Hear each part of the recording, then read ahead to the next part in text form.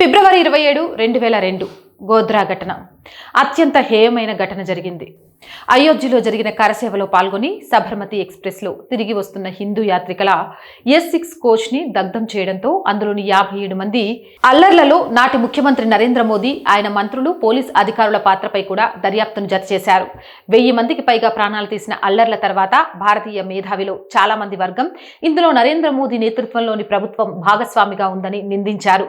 అయితే నానావతి మెహతా కమిషన్ నాటి హింసలో అప్పటి రాష్ట్ర ప్రభుత్వం, మంత్రులు, పోలీస్ అధికారులు ప్రత్యక్షంగా లేదా పరోక్షంగా బాధ్యులు కాదని వాదనలు కొట్టేసింది. రాష్ట్రంలో హింసకు దారితీసిన గోధ్రా రైలు దగ్ధం ఒక ప్రమాదమా లేక ముందస్తు ప్రణాళిక ప్రకారం ముస్లింలపై హింసను రెచ్చగొట్టేందుకు పథక ప్రకారం చేసిందా అంటూ వామపక్ష మేధావులు చేస్తున్న ఆరోపణలను సైతం కమిషన్ తిరస్కరించింది. గోధ్రా ఘటన కారణంగా చాలా మంది హిందువులు ఆగ్రహం చెందారు. చివరికి ముస్లింలు వారి ఆస్తులపై హింసాత్మక దాడులకు పాల్పడ్డారు అని తెలిపింది. ప్రత్యేక ఫాస్ట్ కోర్ట్ 2011లో ఇచ్చిన తీర్పులో S6 కోచ్లో అగ్ని ప్రమాదం జరగలేదని, రైలులో ప్రయాణిస్తున్న వారి దుశ్చర్య కాదని నిర్ధారణకు వచ్చింది.